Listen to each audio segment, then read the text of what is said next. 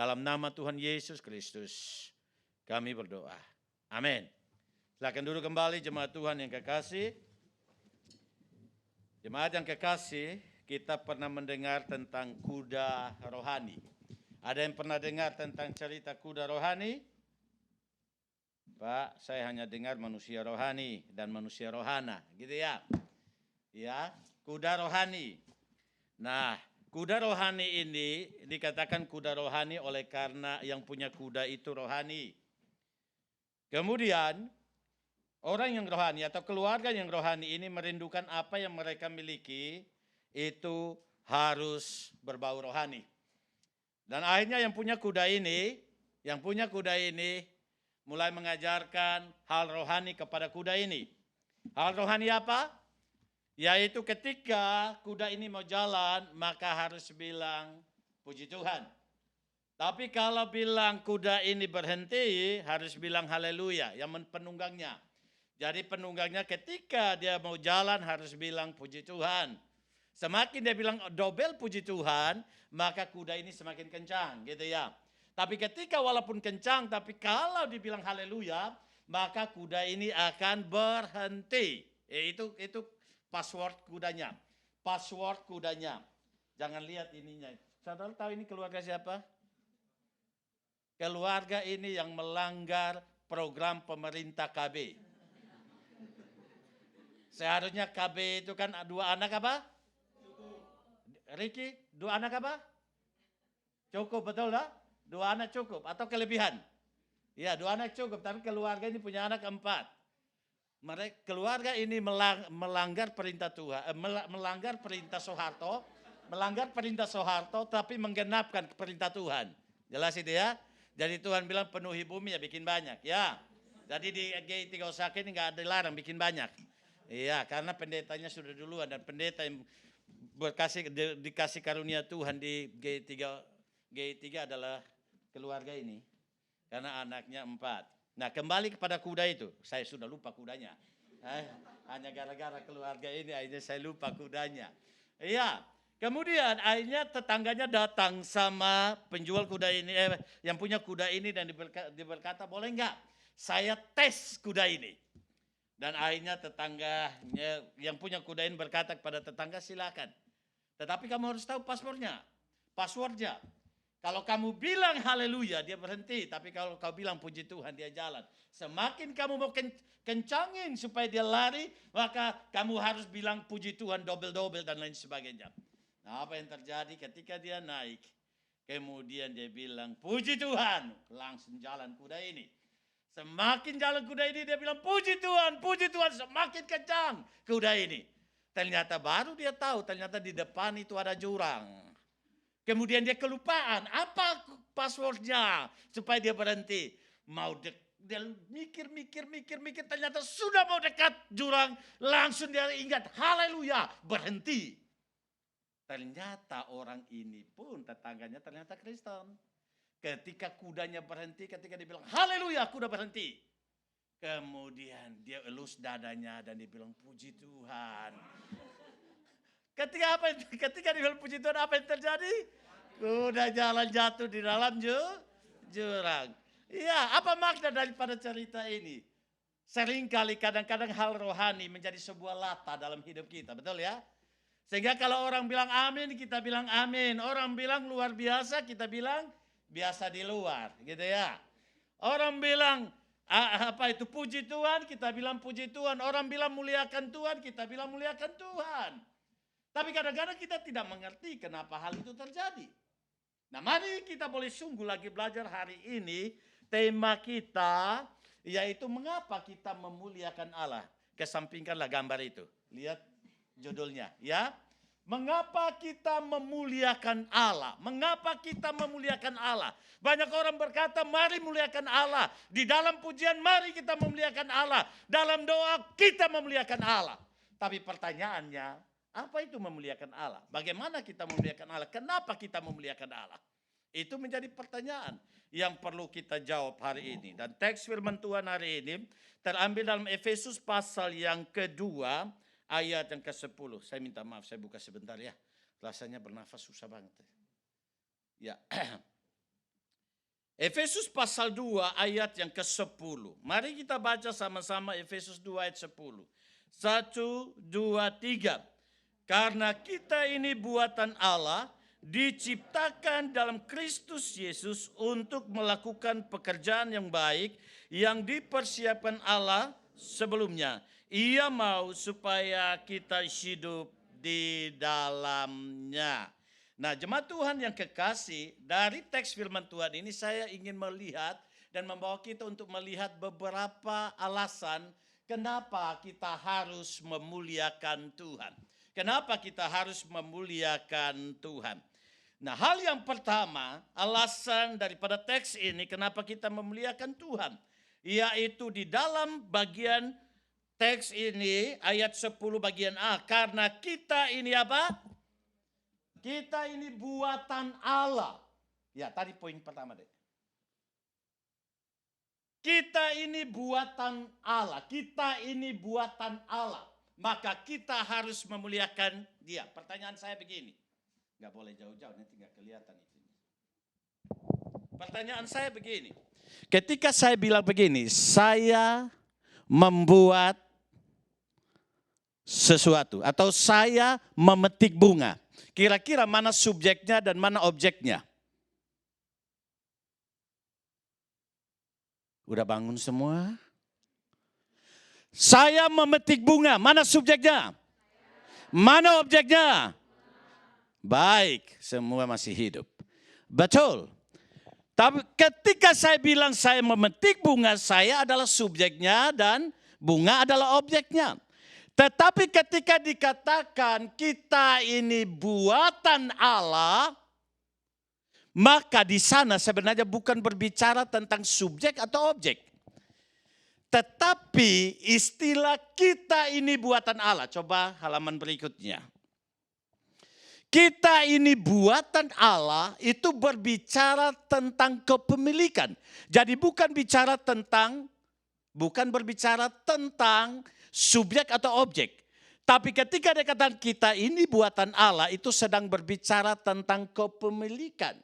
Kepemilikan, maka di sana itu diterjemahkan for we are his workmanship. His di sana itu menunjukkan kepemilikan, kepunyaan. Kepunyaan.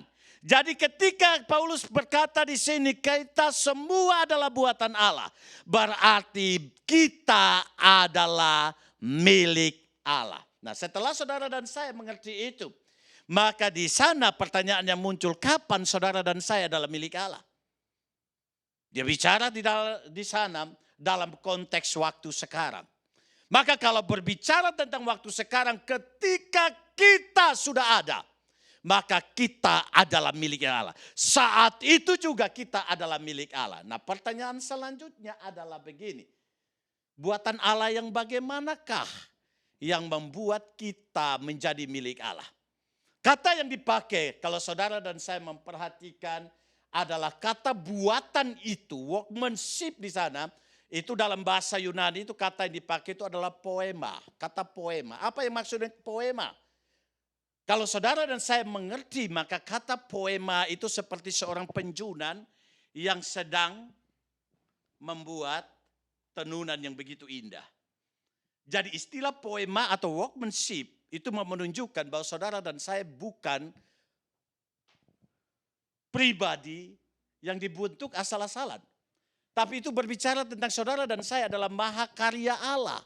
Jadi ingat baik-baik, saudara bukan lumpur yang diambil oleh Tuhan atau tanah liat yang diambil oleh Tuhan langsung dilemparin begini, langsung jadi saudara dan saya.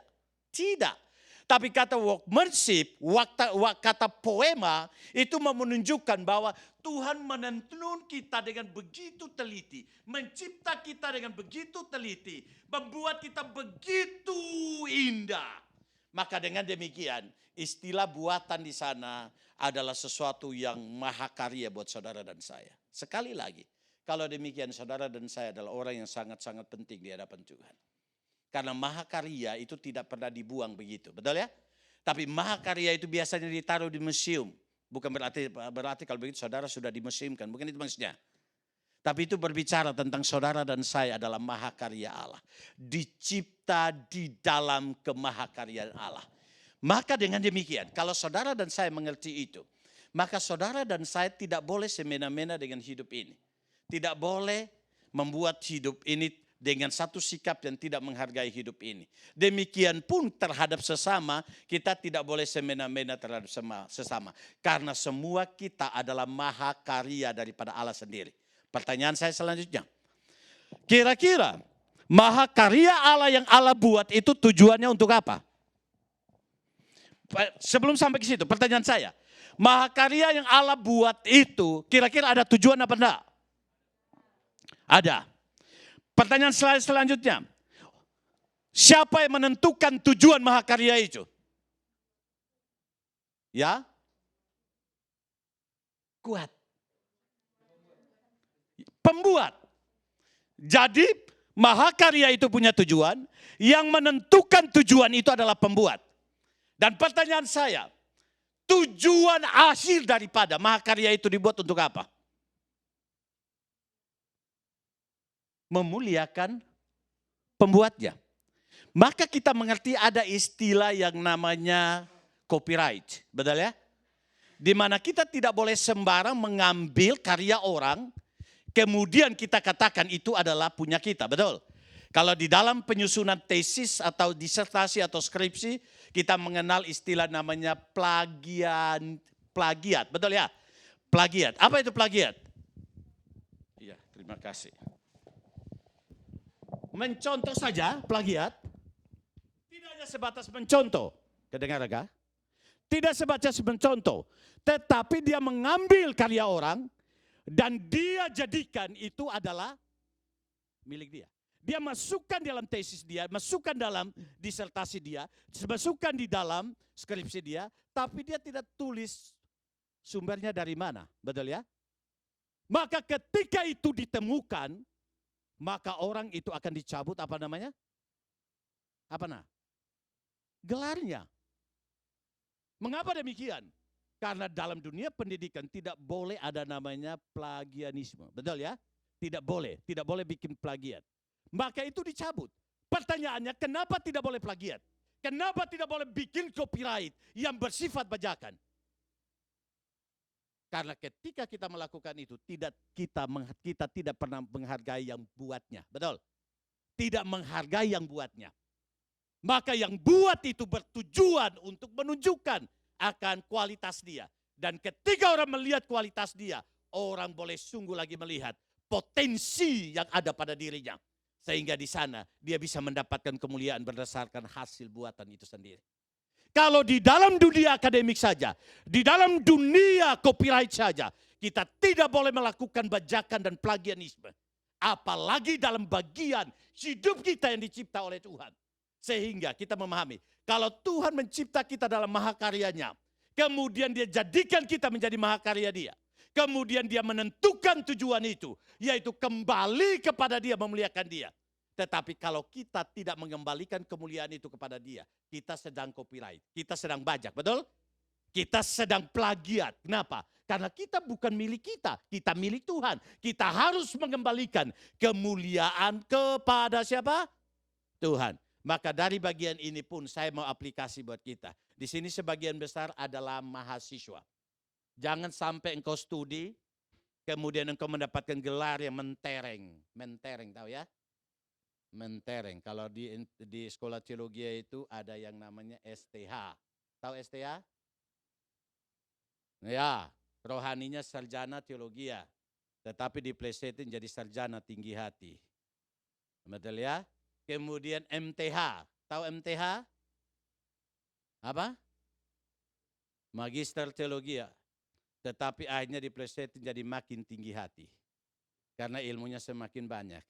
Kemudian selanjutnya itu dapat namanya PhD. Ada DTH. Tetapi ada namanya PhD. Apa itu?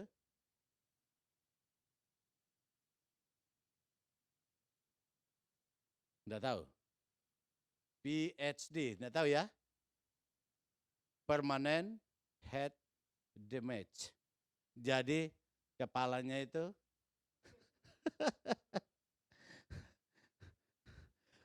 kita dapat yang mentereng, tetapi kita dapat dari mana? Plagiat. Kita dapat ambil daripada karya orang lain. Saya membukakan ini saja. Baru-baru saya baca di Kompas, salah satu rektor di satu universitas, dia sudah selesai doktornya 15 tahun. Kemudian akhirnya ternyata diketahui, disertasi yang dia tulis, dia ambil daripada 2 mahasiswa sarjana S1-nya yang buat skripsi. Tinggal hanya dia kembangkan dan akhirnya ketahuan, kemudian akhirnya dia cabut gelar doktornya. Maka kita saja dalam dunia pendidikan tidak boleh namanya plagiat. Dalam masalah broadcast dan lain sebagainya tidak boleh namanya copyright. Bajakan, betul ya? Tetapi kita seringkali salah, kita melakukan hidup kita seakan-akan itu milik kita, betul ya? Itu buatan kita. Maka ada seorang hamba Tuhan yang sedang melakukan seminar tentang LGBT, di mana dia banyak orang yang hadir. Ternyata di dalam kehadiran banyak orang itu ada sekelompok orang yang juga ada di sana, yaitu kelompok LGBT ini. Selesai hamba Tuhan ini memberikan seminar, kemudian datanglah kelompok ini. Datang menghadap pendeta dan berkata begini, Pak Pendeta, kenapa sih banyak orang kau ngurus dengan hidup kami? Pak Pendeta tanya, maksudnya apa? Mau saya LK, mau saya BK, tahu ya? Apa lagi? Mau saya apa? Tika, mau saya apakah? Kenapa banyak orang berurusan dengan saya? Kemudian Pak Pendeta bilang, maksud kamu kelompok itu ya? Iya, kami kelompok itu, tapi kami tidak peduli. Tapi seringkali orang peduli dengan hidup kami dan mereka seringkali menjelekan kami. Hidup kami ya hidup kami. Kemanapun kami arahkan ya itu tujuan kami, katanya begitu. Tuhan sudah menciptakan kami seperti ini. Kemudian pendeta ini dengan santainya, memang kalau sudah tahu jawabannya santai aja menjawabnya. Kemudian pendetanya tanya, jadi Tuhan kamu siapa? Apa jawabnya? Tuhan Yesus Kristus lah. Apa pula kamu tanya begitu katanya? Tuhan Yesus Kristus lah. Kemudian pendetanya bilang begini, kalau Tuhan Yesus Kristus berarti seharusnya engkau tidak berkata begitu. Bahwa hidup kamu urus sendiri dan kamu sendiri menentukan hidupnya. Betul. Tetapi kamu harus patutkan hidupmu kepada Tuhan. Dan Tuhan tidak pernah mengajarkan kamu dengan pola hidup seperti itu. Tapi kamu lihat kepada Tuhan, apa yang Tuhan mau. Dan kamu hanya bisa tahu itu dari Alkitab. Dan kalau orang yang tahu hidupnya milik Tuhan, dia tidak pernah memperlakukan hidupnya semaunya dia. Maka kembali merenungkan dan bertobat. Nah ini penting buat kita. Sehingga kemanapun kita pergi harus sadar, saya ini buatan Allah. Saya mahakarya Allah. Saya tidak boleh sembarangan memakai hidup ini. Tidak boleh sembarangan memakai hidup ini. Saya dengar-dengar saja. Ini dengar baik-baik kalimat ini. Saya dengar-dengar bahwa di beberapa tempat yang ada di daerah ini, Osaka ini, banyak sekali ada yang jual narkoba sana sini. Ketika saudara pakai itu, saudara sedang merusak buatan Allah, betul ya? Mungkin saudara berkata nikmat, awalnya nikmat, tapi lama-lama saudara ketagihan dan akhirnya seperti ini. Iya. Maka jangan sampai saudara merusak tubuh saudara. Sekali lagi yang rokok itu, berhentilah merokok. Itu merusak hidupmu. Khotbah tidak usahlah terlalu susah-susah. Karena ada yang berkata, kalau datang gereja GI3 Osaka, Pak Pendeta khotbahnya agak susah-susah katanya. Ya udah sekarang saya praktis-praktis saja lah. Iya. Berhentilah rokok itu. Pendeta Toab Siotang berkata, sama Pak Bigman Sirait yang sudah dipanggil Tuhan. Orang yang ngerokok itu lebih jelek daripada knalpot mobil. Betul enggak? Itu bukan saya yang ngomongnya, tapi saya hanya menyambungkan. Knalpot mobil, kenapa? Knalpot mobil itu buang asap. Saudara rokok itu apa? Isap asap. Lebih jelek mana? Saya dulu pernah rokok. Saya bilang sama ibu, SMP sudah mulai, SMA apalagi. Tapi puji Tuhan lah, akhirnya Tuhan tangkap dan Tuhan menyelesaikan itu pada saat saya terpanggil untuk menjadi hamba Tuhan. Itu di atas kapal Kelimutu. Dan saya beli satu bungkus rokok terakhir sebagai tanda terakhir, yaitu Jisamsu. Ada yang pernah dengar rokok itu? Tahun itu Jisamsu itu mahal. Dan saya sendiri kasih arti buat Jisamsu. Jiwa sampai sorga. Kenapa? Karena saya pikir selesai ngerokok itu pasti mati saya. Malam itu di atas anjungan kapal saya ambil dan saya tap semuanya. Saya katakan, Tuhan, ini terakhir saya. Kalau memang Tuhan mau panggil saya, jiwa saya masuk surga, saya siap. Tapi kalau memang selesai dan tidak ada apa-apa, saya jadi hamba Tuhan. Dan malam itu habis, bibir bengkak-bengkak. Pusing saya waktu itu. Dan waktu itulah saya berhenti dan saya katakan, ternyata saya sudah merusak akan tubuh saya. Maka mari ingat baik-baik, berhentilah itu. Tidak ada gunanya itu, betul. Lebih baik kau tabung uang rokok itu untuk apa? Tambah uang pernikahan, betul ya? Iya kan? Kalau memang tidak menikah karena corona sehingga pendapatannya turun, lebih baik uang rokok itu ditabung kan? Uang narkoba itu ditabung untuk kehidupan kita ke depan. Nah, ini nasihat seorang bapak ya. Nasihat seorang bapak. Jadi jangan taruh di hati, tapi ya taruh di kepala juga lah. Iya kan? Supaya kita boleh sungguh tahu bagaimana mengarahkan hidup kita adalah milik Tuhan. Amin itu. Ya. Jadi ini prinsip penting. Karena bagaimana kita memuliakan Tuhan dengan kita tahu hidup ini maha karya Allah. Sehingga saya tidak boleh sembarangan mempergunakannya. Tetapi saya mempergunakan sesuai dengan tujuan Tuhan. Dan ketika itu sesuai dengan tujuan Tuhan, pasti itu memuliakan Tuhan. Coba saudara dan saya bayangkan, ibu kasih saya uang, kemudian saya beli iPhone 12 Pro. Contoh, tato eba. Mana pendeta langsung bayar cash gitu kan. Kemudian setelah saya beli, kemudian saya pakai untuk ganjal pintu, bisa nggak? Bagus, itu sesuai dengan tujuannya enggak? Pasti ibu yang kasih saya uang, pasti dia kecewa bukan? Kenapa iPhone 12 tapi dipakai untuk ganjal pintu? Ya, artinya apa? Tidak sesuai dengan tujuan. Kalau Tuhan kasih mahakaryanya buat kita, tapi kita main-main untuk hanya kepuasan diri kita sendiri dan tidak sesuai dengan tujuan Tuhan, kita tidak pernah memuliakan Tuhan. Amin itu ya. Maka ingat ini baik-baik. Yang kedua, kita tidak hanya bicara tentang kita ini buatan Allah. Kita memuliakan Tuhan karena kita buatan Allah. Tetapi yang kedua adalah kenapa kita memuliakan Tuhan? Oleh karena ayat ini berkata, karena kita ini buatan Allah dan apa? Diciptakan dalam apa?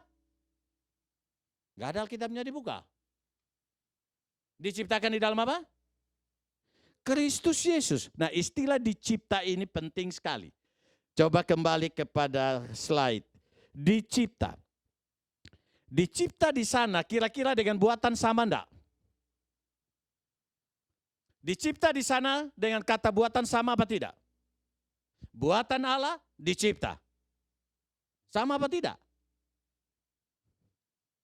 Enggak ngerti juga Pak. Gitu ya. Nah, kalau saudara dan saya memperhatikan dicipta di sana, kata yang dipakai itu adalah kata kitso.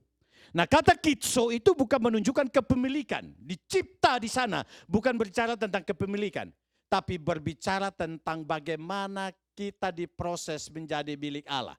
Jadi itu bicara tentang proses. Kenapa proses itu terjadi? Oleh karena kita memahami bahwa setelah kita dibuat dengan tangan Tuhan, kita menjadi mahakarya Allah. Adam dan Hawa sendiri tidak melakukan hidupnya, mengarahkan hidupnya sesuai dengan tujuan Tuhan. Dan akhirnya hidup mereka jatuh. Betul ya? Mereka jatuh dan dosa merusak hidup mereka. Maka mereka kehilangan namanya kemuliaan Allah itu sendiri. Tapi kita bersyukur sekali bahwa Allah tidak membuang kita. Allah tidak membiarkan kita oleh karena kejatuhan daripada Adam dan Hawa. Tapi selanjutnya dikatakan apa? Kristus datang ke dalam dunia. Betul ya? Kalau saudara dan saya ikut PA kemarin, sebenarnya semua kejadian tentang perjanjian baru itu sudah dinyatakan di dalam PA kemarin itu berkaitan dengan kejadian pasal 3. Maka di sana Tuhan tidak membuang kita. Dan saya katakan sekali lagi, kejadian pasal 3. Di sana Tuhan hanya mengutuk 2 hal. Yaitu mengutuk ular dan mengutuk tanah. Tetapi Tuhan tidak pernah mengutuk Adam dan Hawa. Betul ya? Kenapa demikian? Karena di sana Tuhan berkasih karunia harus mengorbankan domba. Dan memberikan bulu domba itu sebagai pakaian daripada apa? Adam dan Hawa. Dan itulah bukti di mana Yesus nanti akan datang untuk bertemu dengan kita. Dan ketika dia bertemu dengan kita, maka di sana dia memulihkan kita kembali melalui karya salib Kristus. Nah, mari kita melihat kembali pada teks kita. Mari kita lihat kembali pada teks kita. Coba kita baca pasal 2 ayat 5 dan 6. Coba. Mari kita baca pasal 2 ayat 5 dan 6.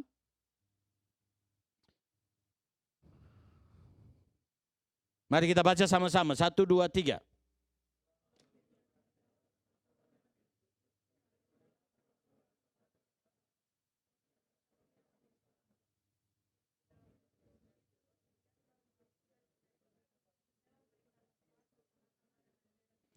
Baik, istilah bersama-sama atau di dalam dia, lawan katanya apa? Lawan kata daripada bersama-sama. Tidak bersama-sama, emang itu mana nenek-nenek juga tahu. Iya. Tapi kalau kita lihat pasal 2 ayat 12. Kita baca sama-sama, pasal 2 ayat 12.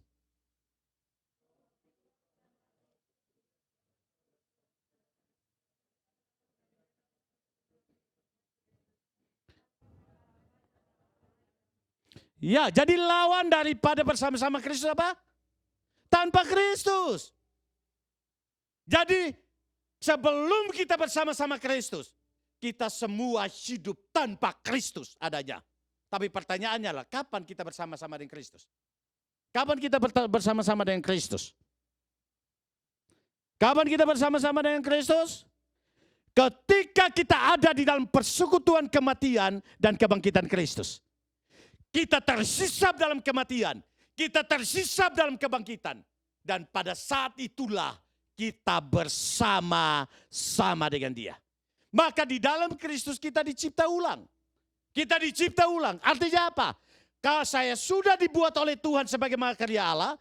Tapi selanjutnya saya berbuat dosa. Tuhan memperbarui saya melalui karya keselamatan. Dan melalui karya keselamatan ini saya dikembalikan kembali. Menjadi mahakarya Allah. Jadi bukan karena kontribusi saudara dan saya. Tapi kontribusi Allah sendiri. Efesus 2 ayat 1 berkata, dahulu kamu mati. Dahulu kamu mati. Dahulu kamu mati. Pertanyaan saya, orang mati bisa berespons? Orang mati bisa percaya? Tidak. Tapi kalau saudara dan saya baca ayat yang keempat, di sana dikatakan kita dihidupkan kembali. Tetapi kalau saudara baca ayat yang kedua, ayat 1 kata dulu kamu mati di dalam pelanggaran-pelanggaranmu. Dan di situ ayat 2 berkata, kamu hidup di dalam seluruh pelanggaran-pelanggaranmu. Jadi itu bicara tentang apa? Tanpa Kristus, saudara dan saya tidak menginginkan Kristus. Tanpa karya Kristus, saudara dan saya tidak punya kebenaran. Tanpa karya Kristus, saudara dan saya tidak menjadi orang Kristen yang sejati. Tetapi Kristus, kenapa? Karena yang kita hidup tetapi yang kita suka adalah pelanggaran-pelanggaran. Yang kita suka adalah kejahatan, yang kita suka adalah sesuatu yang tidak dikehendaki oleh Tuhan. Kenapa? Karena kita sudah melenceng daripada tujuan Tuhan. Baru selanjutnya, di sana dikatakan oleh ayat 4, oleh karena kasih karunia Allah sendiri dia menghidupkan kita kembali. Menghidupkan kita kembali. Jadi saudara dan saya bisa kembali menjadi mahakarya Allah. Ketika Tuhan menghidupkan kita kembali. Jadi ingat baik-baik. Saudara dan saya bisa dihidupkan kembali oleh Tuhan. baru kita bisa berespons. Tapi ketika kita berespon, ayat Efesus 2 ayat 8 berkata, semua oleh karena iman, bukan karena karya kita. Amin itu ya. Maka kita bisa kembali kepada Tuhan dan kita kembali menjadi mahakarya Allah. Maka bagaimana? Apa yang menjadi dasar kita memuliakan Tuhan? Yang pertama, kita adalah mahakarya Allah, dibuat oleh tangan Tuhan, harus kembali pada tujuan Tuhan. Tetapi yang kedua adalah kita diselamatkan oleh Tuhan di dalam iman. Dan karya itu menuntut sebuah kematian, pengorbanan di atas kayu salib. Baru di sana kita bisa menjadi mahakarya Allah. Dan orang yang melihat salib adalah orang yang mulai sadar bahwa dia adalah pribadi yang berharga di mata Tuhan. Dan kalau dia sadar dia adalah pribadi yang berharga di mata Tuhan, maka pasti dia tidak akan main-main dengan hidup ini. Karena dia tahu, karena hidupnya Allah datang ke dalam dunia. Betul? Karena hidup saudara dan saya, Allah datang ke dalam dunia. Tapi saudara dan saya memperhatikan bagian ini. Bagian ini. Seluruh alam semesta dibanding dengan galaksi Bima Sakti, maka perbandingan alam semesta dengan galaksi Bima Sakti seperti ruangan ini, semesta seperti ruangan ini, dan galaksi Bima Sakti itu seperti titik kecil. Tapi tidak berhenti di situ. Kalau galaksi Bima Sakti itu dibandingkan dengan dunia ini, bumi ini, maka itu seperti ruangan gereja ini dengan titik kecil. Galaksi Bima Sakti itu seperti ruangan gereja ini dan bumi itu seperti titik kecil. Tetapi kalau saudara dan saya membandingkan bumi ini dengan pendeta Ayub, maka bumi ini seperti ruangan gereja ini, pendeta Ayub itu seperti titik dan titik debu. Kalau demikian, saudara coba membayangkan, kalau alam semesta ini dibandingkan dengan pendeta Ayub, disandingkan dengan pendeta Ayub, kira-kira pendeta Ayub seperti apa? Bukan lagi titik debu, nggak kelihatan. Betul ya? Kalau demikian, pantaskah saudara dan saya dikasihi oleh Tuhan? Tapi Mazmur pasal 8 berkata, saudara dan saya berharga di matanya. Dan dia tidak hanya berkata, tapi dia melakukan dua hal. Dia mencipta saudara dan saya sebagai mahakaryanya. Tetapi yang kedua, dia mau datang ke dalam dunia. Bukan untuk menebus seluruh alam semesta. Tapi menebus saudara dan saya yang titik debu pun tidak kelihatan. Artinya, saudara dan saya dihargai Tuhan begitu luar biasa. Kenapa kita tidak kembalikan kemuliaan pada Tuhan? Maka saya katakan kalau saudara merenung tentang konsep keselamatan, saudara dan saya merenung tentang salib, saya percaya saudara dan saya tidak akan pernah mencuri kemuliaan Tuhan. Dan saya percaya hanya kepada Dia saudara berharap. Amin itu ya. Tidak usah berharap pada manusia. Karena berharap pada manusia pasti kau kecewa, betul? Iya. Dalam rumah tangga pun saya jatuh bangun. Saya lebih banyak gagalnya daripada benarnya. Betul? Ya ada keluarga-keluarga muda lah yang baru menikah. Baru bulan madu. Ya contohnya ya. Ini contoh perubahan. Baru menikah bulan madu. Suaminya di dapur. Suaminya terbalik ya. Istrinya di dapur, suaminya di depan. Suaminya baru bilang, "Mak," dia langsung jawab, "Apa papa?"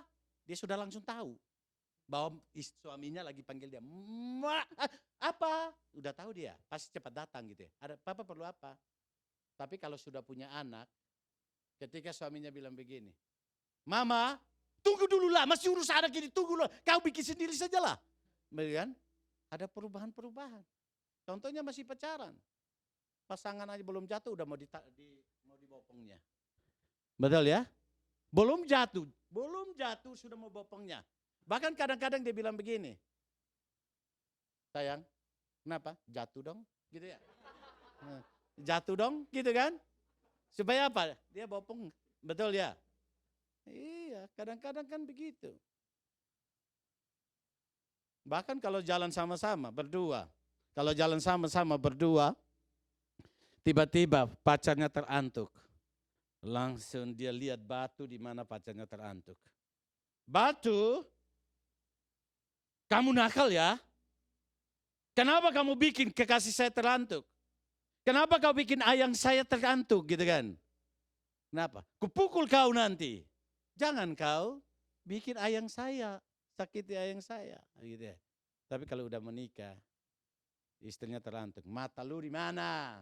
Nah, gitu kan? Ada perubahan-perubahan yang terjadi, betul ya? Maka ada cerita itu kan? Ada pendeta muda bawa istrinya jalan-jalan pergi pelayanan. Tiba-tiba ada anjing lewat, kesenggol anjingnya, jatuh dalam got. Got tahu ya? Parit ya? Got. Got itu bahasa Indonesia ya? Oh iya, got. Got. Kemudian cepat-cepat pendetanya angkat motornya. Dia tak peduli dari istrinya jatuh. Kemudian istrinya ngomel, Pak, kenapa Papa cepat angkat motor, gak angkat saya, sudah luka-luka ini.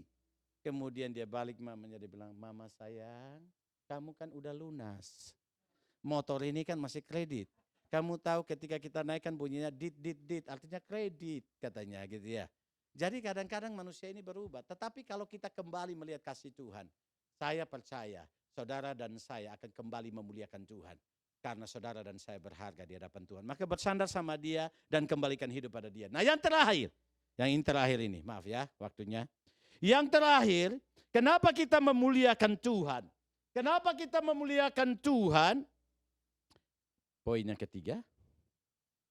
Kita loncat ke poin yang ketiga.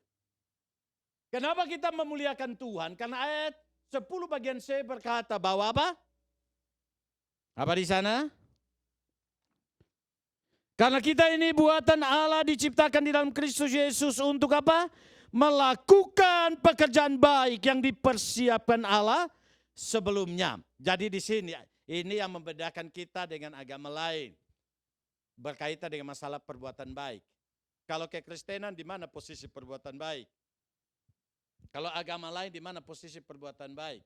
Kalau kekristenan adalah perbuatan baik perbuatan baik ada pada posisi setelah diselamatkan. Jadi selamatkan dulu baru perbuatan baik, betul ya? Kalau agama lain bagaimana? Perbuatan baik dulu baru keselamatan. Ini perbedaannya. Tetapi Alkitab kita berkata bahwa setelah kita diselamatkan baru kita berbuat baik. Tetapi di sini dikatakan perbuatan baik yang mana? Yang disediakan Allah sebelumnya. Sebelumnya kapan? Sebelumnya kapan? Efesus pasal 1, 4, 5, ayat 4, 7, dan 11 berkata, semuanya itu berkaitan dengan sebelum dunia dijadikan. Jadi di sini juga berkata bahwa perbuatan baik itu sudah dipersiapkan Allah, apa? Sebelumnya. Sebelum apa? Sebelum dunia dijadikan, Allah sudah mempersiapkan perbuatan baik. Dan setelah kita diselamatkan, baru perbuatan baik itu sungguh muncul dalam hidup kita. Dan perbuatan baik itulah yang boleh menjadi sebuah kesaksian. Artinya begini, kalau saudara dan saya tidak menerima Tuhan Yesus sebagai Tuhan dan Juru Selamat, apapun yang kau kerjakan itu tidak pernah diperhitungkan sebagai perbuatan baik. Saya ulangi kalimat ini. Kalau saudara dan saya tidak menerima Kristus sebagai Tuhan dan Juru Selamat, apapun yang saudara kerjakan di hadapan Tuhan itu nihil atau nol. Kenapa demikian? Karena perbuatan baik itu tidak akan berkaitan dengan keselamatan. Karena keselamatan itu hanya adalah anugerah Allah semata. Setelah engkau diselamatkan, baru Roh Kudus mengerjakan perbuatan baik. Dan perbuatan baik itu berkaitan dengan Galatia 5 ayat 22 dan 23. Apa isinya? Apa isinya? Cepat jawab, kalau enggak saya enggak berhenti ini. Apa? Buah roh, jangan bilang buah-buah roh, buah roh. Karena kita punya roh satu itu Roh Kudus. Dan memiliki 9 rasa. Maka di sana ada buah roh. Itu nanti dikaruniakan kepada kita. Maka kita bisa memuliakan Tuhan oleh karena dia sendiri yang mengerjakan perbuatan baik dalam hidup kita. Sehingga kalau dia sendiri melalui pekerjaan Roh Kudus mengerjakan perbuatan baik dalam hidup kita. Maka perbuatan baik itu harus kembali kepada memuliakan Tuhan. Saya teringat dengan apa yang dikatakan oleh Aristoteles. Aristoteles berkata begini, ketika engkau melakukan sebuah kebaikan, kebaikan itu tidak boleh berhenti padamu dan kepada orang yang menerimanya. Tetapi kebaikan itu harus kembali pada sumber kebaikan, yaitu Tuhan itu sendiri. Dia tidak menyebutkan Tuhan karena dia ateis. Tapi dia katakan kembali kepada sumber kebaikan. Dan bagi kita sumber kebaikan adalah Tuhan. Maka ketika saudara dan saya melakukan kebaikan dan kebaikan itu tidak kembali memuliakan Tuhan, maka kebaikan itu tidak ada artinya apa-apa di hadapan Tuhan. Amin itu ya. Maka di sini kita lihat, kenapa kita memuliakan Tuhan? Karena kita buatan Allah, kita makarya Allah. Kenapa kita memuliakan Tuhan? Karena kita dicipta kembali dalam Kristus oleh karya keselamatan. Tapi yang ketiga adalah kenapa kita memuliakan Tuhan? Karena perbuatan baik yang ada pada kita itu bukan karena karya kita, tapi karya Roh Kudus. Kalau itu karya Roh Kudus, maka harus dikembalikan kepada Tuhan. Maka ini menjadi alasan kenapa kita memuliakan Tuhan. Memuliakan Tuhan. Maka kalau engkau pacaran dan engkau tidak mengembalikan kemuliaan pada Tuhan, maka pacaranmu adalah sebuah nilai yang tidak berharga di mata Tuhan. Walaupun engkau berkata, aku mau pacaran ini sebagai proses penginjilan, omong kosong. Gitu kan? Betul ya? Tapi kalau tidak kembalikan pada Tuhan, itu bukan sebuah hal yang dinilai oleh Tuhan sebagai nilai kekekalan. Maka biarlah ketiga hal ini boleh mengajarkan kita untuk kembali.